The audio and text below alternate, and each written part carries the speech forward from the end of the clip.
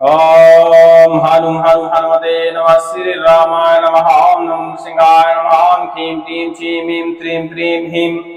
हठी बाधा और नीच बाधा, निकृष्ट बाधा जिसे कहते हैं। यदि किसी के घर में उसका अंश आ जाता है तो घर में किसी की भी मानसिकता स्थिर नहीं रहती, मानसिक संतुलन स्थिर नहीं रहता, हमेशा गलत ही निर्णय लेते हैं और घर में हमेशा एक अजीब टाइप की बदबू भरी रहती है। चाहे जितना भी आप साफ सफाई कर लें, पोछा कर लगा लें, लेकिन घर में एक छोटी सी खराब गंदी टाइप की बदबू उनके घर में आती रहती है। जिनके घर में नीच बाधा का प्रकोप होता है, नीच बाधा या निकृष्ट बाधा कुछ भी कह सकते हैं, गंदी बाधा कह सकते हैं, तो ऐसी बाधाओं का जिनके घर में प्रकोप होता है उस घर में हमेशा बदबू लगी ही रहती है। आप बहुत साफ सफाई कर लें, अच्छा क्वालिटी का केमिकल डाल के साफ कर लें, लेकिन जब भी आप दोपहर में शाम को ध्यान देंगे, गौर से देखेंगे तो एक खराब बदबू घर में आती रहती है। अब ऐसा नहीं है कि उस घर में 24 घंटे लोग रहते हैं उनको बदबू नहीं आती होगी, उनको उस चीज की हैबिट हो जाती है, इसीलिए उनको पता नहीं चलता कि मेरे घर में बदबू आ रही है। लेकिन ऐसा नहीं, एहसास उनको भी रहता है कि मेरे घर में कोई बदबू आ रही है, लेकिन वो हैबिट में आ जाती है तो वो लोग उस चीज पे ध्यान नहीं देते। लेकिन ऐसी चीजों पर ध्यान देना चाहिए। या तो घर में लक्ष्मी साक्षात रुष्ट हो गई है, दारिद्रता का निवास हो गया है, ये इस कारण भी घर में बदबू मारती है, या दूसरा कोई नीच बाधा का साया हमारे घर में आ गया है, या कुछ और समस्या हो गई है जिससे नीच बाधा का प्रकोप हमारे घर में हो गया है। तो ऐसे में भी घर में बदबू आती है। और जब जब नीच बाधा घर में होती है या दारिद्रता होती है तो बुद्धि तो बिल्कुल कार्य ही नहीं करती। आप कोई भी कार्य में हाथ डालें वह अक्सर बिगड़ जाता है। आप कोई भी निर्णय लेना चाहें, अक्सर उसको वह निर्णय लेने में आपका नुकसान होता है। धन की हानि तो ऐसी होती है कि इधर से आया उधर से गया, आपको पता ही नहीं चलेगा कि धन मेरे पास आया है। आप बहुत मेहनत करते हैं, बहुत मेहनत से पीछा आता है, लेकिन वो पट से निकल जाता है जिसका कोई उपयोग नहीं होता। मतलब धन हानि अति होती है जिनके घर में नीच बाधा का प्रकोप होता है। तो ऐसे में तंत्र शास्त्र में और गुरुजी ने भी बताया है कि हनुमान जी महाराज के रुद्र अवतार श्रृंखला के बहुत सारे ऐसे मंत्र हैं जो नीच प्रेत बाधाओं को घर से हटा देते हैं, वह बुरी शक्ति या बुरी नकारात्मक ऊर्जा को घर से बाहर निकाल देते हैं। इसके अलावा नारसिंह मंत्र तो इस बाधा को हटाने के लिए सबसे एक नंबर स्थिति में आते हैं। नारसिंह भगवान के बहुत सारे ऐसे मंत्र हैं, क्योंकि नारसिंह भगवान के अधिकतर मंत्र कभी विफल नहीं होते, और जब भी इन मंत्रों का प्रयोग किया जाए तो बिल्कुल ऐसा कार्य करते हैं कि समझ लो कार्य हो ही गया। लेकिन समस्या ये रहती है कि नारसिंह भगवान के मंत्र साधारण व्यक्ति को सिद्ध करने में थोड़ा सा समस्या जाती है, क्योंकि इसकी जप विधि लंबी होती है, कुछ एकांत की भी आवश्यकता पड़ती है, सामग्री भी थोड़ा सा अलग से लगती है, तो इसीलिए थोड़ा सा जटिल हो जाता है। उसमें 1 दिन से 10 दिन का 11 दिन का समय भी सिद्ध करने में लग जाता है। लेकिन हनुमान जी महाराज के मंत्र बहुत ही आसान होते हैं और इनकी सिद्ध विधि लगभग होती ही नहीं है। लेकिन क्या है कि मंत्र है तो कहा जाता है कि मंत्र को जब तक जपो नहीं या मंत्र का जब तक हवन नहीं करो तो उसकी ऊर्जा नहीं जागती। हनुमान जी महाराज के अधिकतर जो शास्त्र वेद में मंत्र हैं वो अधिकतर सिद्ध ही होते हैं, या कहा जाए तो स्वयं सिद्ध होते हैं। उनको ऐसे ही उठाओ आप, बस याद आपको होना चाहिए और बस उसका प्रयोग कर दो, कार्य कर जाता है पहली बार में। लेकिन जब 1-2 बार प्रयोग करना हो या आपने 1-2 बार उस मंत्र को सुन चुके हो तो उस समय जब सुनते हैं ना किसी मंत्र को, तो उस समय असर हो जाता है हमारे ऊपर। ठीक है, हमको एहसास नहीं होता लेकिन असर हो जाता है। हनुमान जी महाराज के मंत्र सिद्ध करना बड़ा ही आसान होता है। तो चलिए आज हम एक रुद्र अवतार श्रृंखला के एक मंत्र के बारे में आपको बता रहे हैं। इस मंत्र को प्रयोग करने से सभी प्रकार की निकृष्ट बाधाएं, प्रेत बाधाएं दूर हो जाती हैं और लक्ष्मी आगमन के जो मार्ग बंद पड़े हुए होते हैं वह मार्ग खुल जाते हैं। बस हनुमान जी महाराज के जब मंत्र आप सिद्ध किया करें या जप किया करें तो एक विशेष विधि के तहत किया करें, क्योंकि हनुमान जी महाराज के सभी मंत्रों की विधि नहीं होती। उनमें गुरुजी के आदेशानुसार या गुरुजी ने जो बताया है या कुछ शास्त्रों में उनका उल्लेख मिलता है तो उसके बारे में थोड़ी सी जानकारी हम आपको दे देते हैं। वैसे अधिकतर हनुमान जी के मंत्र इसी विधि के द्वारा सिद्ध किए जाते हैं, क्योंकि हनुमान जी की जो श्रृंखला मंत्र होते हैं या तो ये किसी स्त्रोत से निकाले जाते हैं या किसी वेद के एक पाठ से निकाले जाते हैं, किसी पुराण के एक पाठ से निकाले जाते हैं।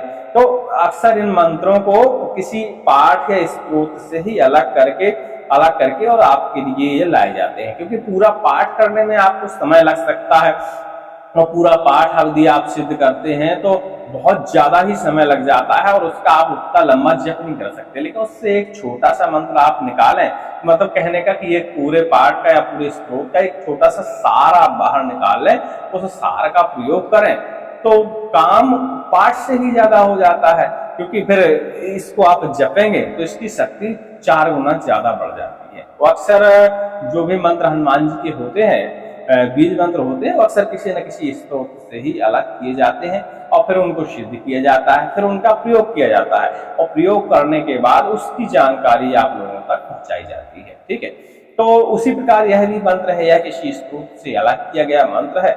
अब इसको सिद्ध करने की जो विधि है, तो हमने बताया कि कोई सिद्ध करने की विधि नहीं है, लेकिन जो हमारे गुरुजी सिद्ध इस मंत्र को करवाते थे वही विधि हम आपको बता देते हैं। हनुमान जी महाराज के इस मंत्र को बढ़िया मंगलवार के दिन शुरुआत करनी चाहिए। हनुमान जी महाराज को बढ़िया स्नान ध्यान करवाना चाहिए, इसके बाद वस्त्र अर्पण करवाने चाहिए और सिंदूर अर्पण करवाना चाहिए, चमेली के तेल में प्रसाद अर्पण करवाना चाहिए और पान तो जरूर भगवान जी को चढ़ाना चाहिए, लौंग के साथ। तो आपको डाल के ना चढ़वा दीजिएगा, बढ़िया मीठा पान लगवाइएगा, नहीं तो उसमें लौंग खाली लगाइएगा, कत्था चूना लगाइएगा और अर्पण करवा दीजिएगा। ठीक है, इसके बाद एक चौमुखा दीपक भी बनाइए। अब इस मंत्र का वैसे विधान तो मंदिर में है कि भगवान जी के सामने इस मंत्र का जाप करना चाहिए, लेकिन आप चाहें तो इस मंत्र को आप घर में भी जापन कर सकते हैं। घर में कैसे जापन करना है? हनुमान जी की कोई बढ़िया सफेद, हनुमान जी बहुत सिद्धिदायक होते हैं, देखिए तो सफेद हनुमान जी मिल जाते हैं तो उनकी आप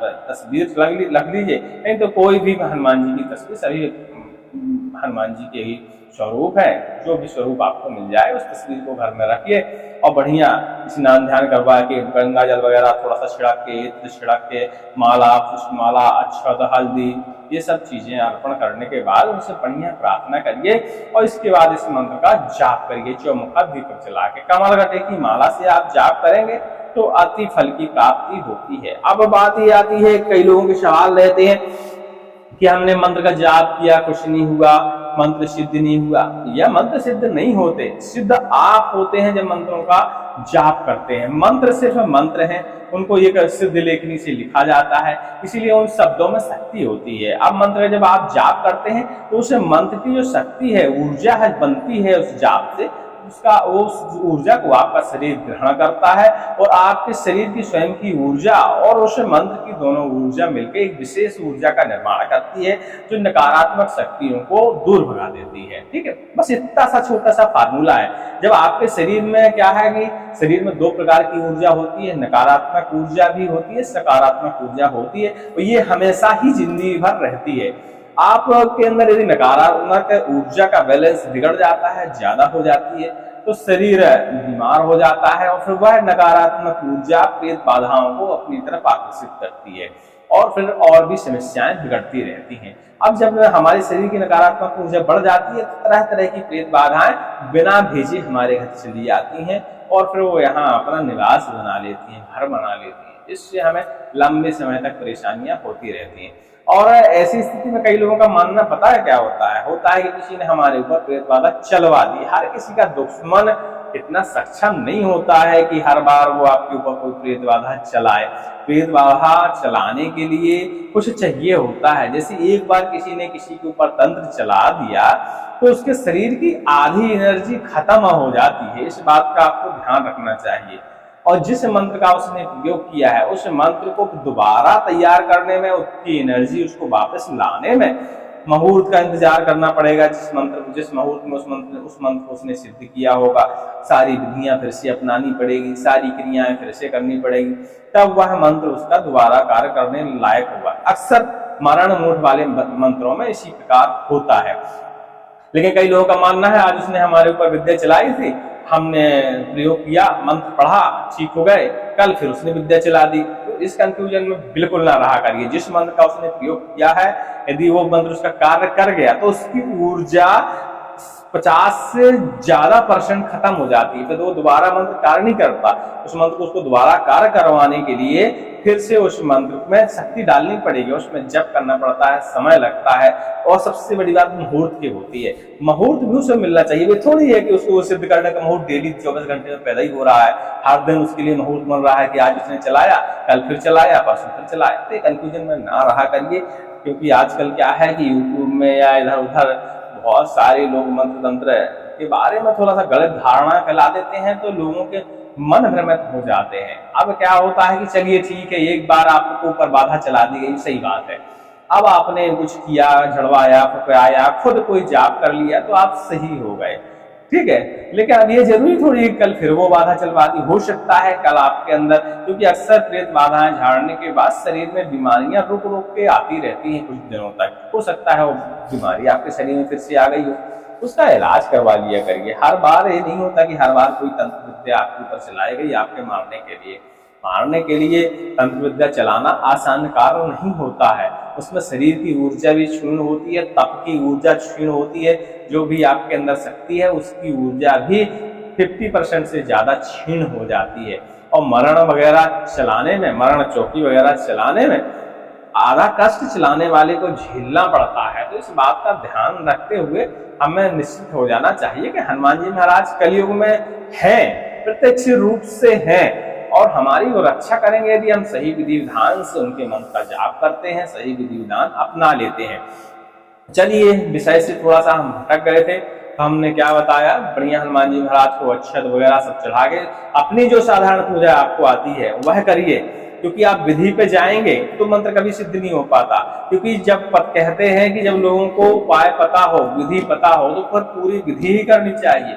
और जब लोगों को विधि पता नहीं हो, खासकर हनुमान जी के मंत्रों में विधि किसी प्रकार की नहीं पता हो, हनुमान जी महाराज का एकदम सच्चे मन से, सच्ची श्रद्धा से स्मरण करिए और मंत्र का जाप करिए। दिया नहीं है कोई बात नहीं, सामग्री नहीं कोई बात नहीं है, बस हनुमान जी महाराज का जो चित्र है वो अपने दिमाग में छिपा हुआ होना चाहिए, और बस जाप शुरू कर दीजिए। मंत्र की गारंटी मैं देता हूँ वो सिद्ध हो जाएगा, ठीक है। बस इतनी 2-3 चीजों का आपको ध्यान रखना पड़ेगा। इसी प्रकार जाप करते समय होता है, घर में चलिए करिए चाहे मंदिर में करिए, हनुमान जी महाराज की तस्वीर अपने दिमाग में बनाइए और उसके बाद जाप करिए। हनुमान जी महाराज की तस्वीर बनाना इसलिए जरूरी होता है कि जब तक आप दिमाग को एकाग्र नहीं करेंगे, भगवान के प्रति नहीं लगाएंगे, तब तक आपकी स्वयं की ऊर्जा जगेगी नहीं, तो आपके ऊपर नकारात्मक ऊर्जा हावी बनी रहेगी। जब हावी बनी रहेगी तो आप तब जब तक कर लें कोई फर्क नहीं पड़ता। तो इसलिए किसी न किसी इष्ट की या जिसका आप मंत्र जप रहे हैं उसकी तस्वीर अपने दिमाग में छापिए, इसके बाद मंत्र का जाप करिए, तो आपकी ऊर्जा का जागरण होगा और नकारात्मक ऊर्जा दब जाएगी। इसके बाद मंत्र की और आपकी ऊर्जा मिलकर एक नई ऊर्जा का निर्माण करेंगे, जो सारी नकारात्मक शक्तियां, सारी प्रेत बाधाओं को नष्ट कर देंगे। फार्मूला यही होता है मंत्र का, ठीक है। तो मंत्र का बढ़िया जाप कर लीजिए। कितना जाप करिए, इसकी सिर्फ 11 माला जाप करिए। 11 माला जाप करने में ये पक्का मान लीजिए कि आपको 3 घंटे से 4 घंटे लगने वाला है इस मंत्र में। अब जिनकी स्पीड अच्छी होती है, शुद्धता अच्छी होती है, जिनको संस्कृत थोड़ी बहुत आती है, उनको कम समय लग सकता है, 2 घंटे में पूरा हो सकता है। हमको संस्कृत अच्छी नहीं आती और हिंदी भी अच्छी नहीं आती, तो हमको भैया सोच समझ के पढ़ना पड़ता है, तो हमको तो भैया 4 घंटे लगता है। अपनी बात हम बता रहे हैं, आपको कितना समय लगेगा यदि आप कर रहे हो तो हमें कमेंट करके जरूर बताइए। जाप करने के बाद 11 माला यदि आपने जाप कर ली है, उसके बाद आप इसकी 108 माला का हवन कर दीजिए। पलाश की लकड़ी में, नीम की लकड़ी इसमें बहुत ज्यादा जरूरी है डालना, गिलोय की लकड़ी बहुत जरूरी है डालना, पीपल की लकड़ी और बरगद की लकड़ी, इतनी लकड़ियों में आप संविदा बनाइए और इस मंत्र का हवन कर दीजिए। उमर की लकड़ी में जाए तो इनमें पीछे कोई लकड़ी कम हो तो कोई बात नहीं, उसकी जगह आप उमर की लकड़ी शामिल कर लीजिएगा, ठीक है। पंच संविदा आप बना लीजिएगा, कोई दिक्कत नहीं है। अब नीम की लकड़ी हर जगह प्रयोग नहीं की जाती, जैसे नीम की लकड़ी देवी की पूजा में की जाती है, लेकिन यह है आप एक विशेष विधि के तहत इसका हवन करने जा रहे हैं। साधारणतः निस्वार्थ भावना से करें तो जो सामग्री है उसमें कर दीजिए, किसी विशेष विधि के तहत करें तो उल्टी सीधी चीजें जिससे टलती रहती हैं। जैसे बगलामुखी का एक विशेष मंत्र है, घर का कीलन का मंत्र है, लेकिन उसमें मिर्ची का हवन किया जाता है, तो सब विधियां थोड़ा सा अलग अलग होती हैं। बढ़िया हवन कर दीजिए। हवन करने के बाद आप निश्चिंत हो जाइए, ये विश्वास रखा करिए कि हमारा मंत्र आप कार्य करेगा। जब तक मंत्र के प्रति आपका विश्वास नहीं होगा तब तक वो मंत्र कार्य कर ही नहीं सकता। तो इस बात का आपको ध्यान रखना चाहिए, मंत्र के प्रति विश्वास रखें। इसके बाद अब राई के दाने कितने लें, 11 लें या 21 लें, ठीक है। अब देख लें कि हमारे घर में बाधा है, नकारात्मक ऊर्जा है, सबसे ज्यादा बीमार व्यक्ति कौन है बाधा के कारण, उसके पास जाइए, उसको बढ़िया आसन पे बिठवाइए और इस मंत्र को पढ़ते जाइए। एक बार इस मंत्र को पढ़िए और एक राई का दाना खींच के उसकी तरफ फेंकिए, उसके शरीर में टच होना चाहिए। इसी प्रकार आप 11 राई के दाने फेंकिए। यदि देखिए निकृष्ट बाधा होती है घर में तो उसमें सवारी जरूर आ जाती है, ठीक है। इसके साथ आप चाहें तो हनुमान घातक मंत्र का भी साथ साथ में आप प्रयोग कर सकते हैं, ताकि सवारी आ जाए और सवारी से आप उसका विधान पूछ सकें। हनुमान घातक मंत्र से सवारी आ जाती है, ये पक्की वाली बात होती है, ठीक है। तो हनुमान घातक मंत्र हमारे से पढ़ना सकते भी उपलब्ध है, उसकी सिद्ध शॉर्ट सिद्ध विधि हमारे इस चैनल पे भी उपलब्ध है, तो आप देख लीजिएगा। क्योंकि अक्सर प्रैक्टिकली जो भूत झाड़ने का विधान है उसमें एक मंत्र से देखिए नहीं हो पाता, उसमें 4-6 मंत्र एक साथ लगाने पड़ते हैं आपको। वो भी एक रिसर्च का विषय होता है कि हम कौन सा मंत्र किस टाइम लगाएं, ठीक है।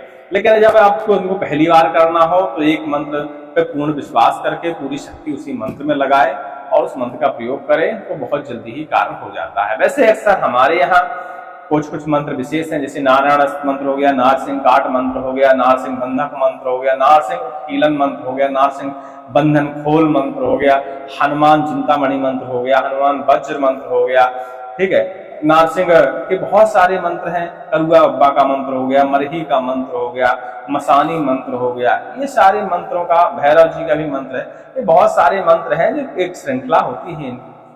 जब क्या है बाधाएं हटाई नहीं हटती तो सभी मंत्रों का लगे लगे प्रयोग किया जाता है, कोई ना कोई मंत्र जाके बैठ जाता है, झकाक से बाधा नष्ट हो जाती है। कुछ मंत्र तो ऐसे हैं कि बाधाओं को सीधे नरक लोक भेज दिया जाता है उन मंत्रों के जरिए, तो वो मंत्र सबसे लास्ट में प्रयोग किए जाते हैं जब साधारण मंत्रों से काम न चले। क्योंकि अक्सर बाधाएं दिखती निकृष्ट हैं लेकिन होती वो उच्च हैं। हो सकता है देव की नाराजगी हो, देव ने अपना बंधन आपके पितरों को बांध दिया हो, तो ऐसे में क्या कि निकृष्ट बाधाएं आपके यहाँ आक्रमण कर देती हैं और जो आपके कुल केष्ट हैं वो एकदम शांत बैठे रहते हैं, दबे बैठे रहते हैं, हमारे बारे में पता ही नहीं है।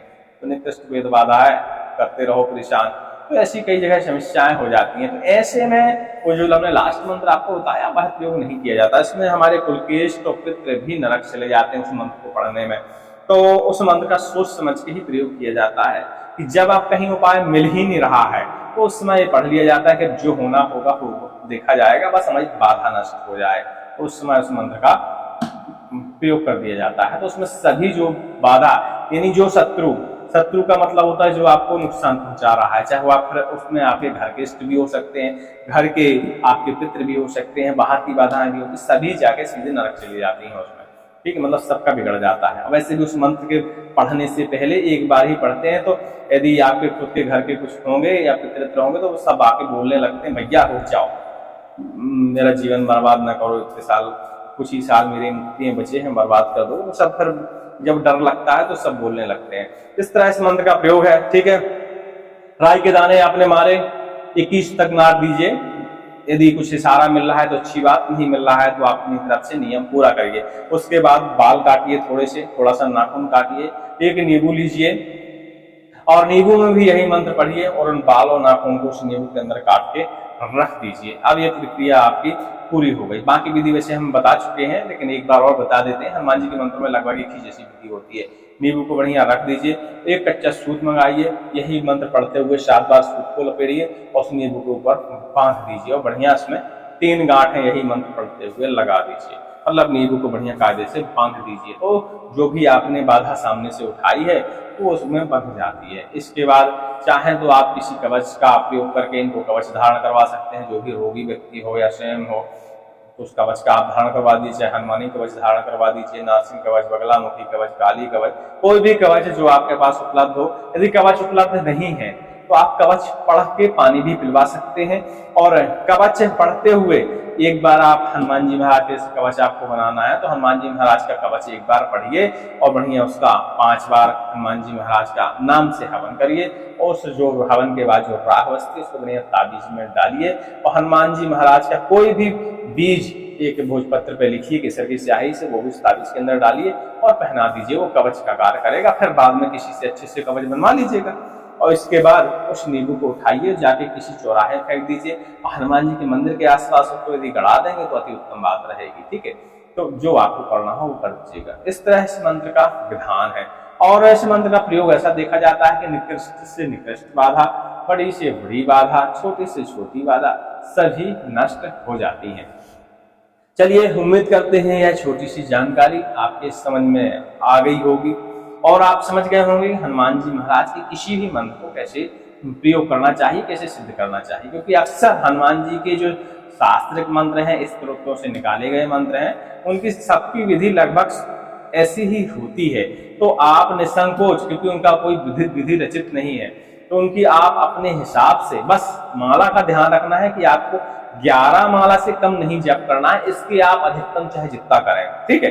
और जो भी आप जप करें तो उसकी 10% निकाल के उसका आप हवन करें, मंत्र बिल्कुल बराबर कार्य करेगा। और मंत्र की माला जपते समय भगवान जी का स्मरण अपने दिमाग में जरूर रखें। ये 2-3 बातें ध्यान रखेंगे तो कोई विधि ना अपनाए, तब भी आपका मंत्र कार्य करने लायक हो जाएगा। ये वीडियो में इतनी ही जानकारी थी। आगे आने वाले वीडियो कुछ जानकारी बता दें हम अपने बुंदेलखंडी देशी शावर मंत्रों को, देशी मंत्रों के बारे में आगे आने वाली वीडियो में हम आपको जानकारी देंगे। और वो मंत्र ऐसे होते हैं कि बस एक ही बार में काम कर जाते हैं। एक ही बार 5 मिनट यदि उनको पढ़े कोई आदमी, 5 बार पढ़े तो में वो काम कर देते हैं। देशी बुंदेलखंडी मंत्रों की ऊर्जा है वो एक अलग टाइप की है। यदि आप जैसे नाचंगी काट मंत्र, हनुमान काट मंत्र, हनुमान घातक मंत्र, ऐसे मंत्रों का आप जैसे पढ़ना शुरू करते हैं वैसी सवारियां आना शुरू हो जाती हैं और आप उस सवारी से फिर पूछ पाछ के पूजा विधि विधान रच के विद्याओं का काट कर सकते हैं, बाधाओं का हरण कर सकते हैं। तो उन वीडियो को पूरा देखिएगा यदि कोई इच्छुक है उन मंत्रों को सिद्ध करने के लिए, क्योंकि वो विशेष मंत्र माने जाते हैं। तो वीडियो जरूर देखिएगा। आगे आने वाले कुछ मंत्र तो हम डाल चुके हैं, एक वीडियो हमारे पीछे चल चुका होगा जो आजकल में आपने देख लिया होगा, जो हनुमान घातक के नाम से होगा। इसके इसी तरह इस सप्ताह में लगभग वीडियो आएंगे, क्योंकि ये 19 तारीख से गुप्त नवरात्र शुरू हो रही है। तो नवरात्रों में किसी भी दिन इन मंत्रों का यदि आप जाप करते हैं, 108 बार जाप करते हैं या 11 माला जाप करते हैं, 21 माला जाप करते हैं, कम से कम जो भी आप जाप कर लें तो ये मंत्र आपके लिए थोड़ा थोड़ा कार्य करना शुरू कर देंगे। और ये मंत्र क्या है, तत्काल ही मतलब कुछ ही सेकंडों में आपको असर दिखाना शुरू कर देते हैं। तो इन मंत्रों को सिद्ध यदि करना चाहते हैं तो सिद्ध करना बिल्कुल न भूलें। टेलीग्राम पे आके इन मंत्रों को सिद्ध करने के लिए आप हमसे आदेश ले सकते हैं और मंत्रों को सिद्ध कर सकते हैं परोपकार करने के लिए।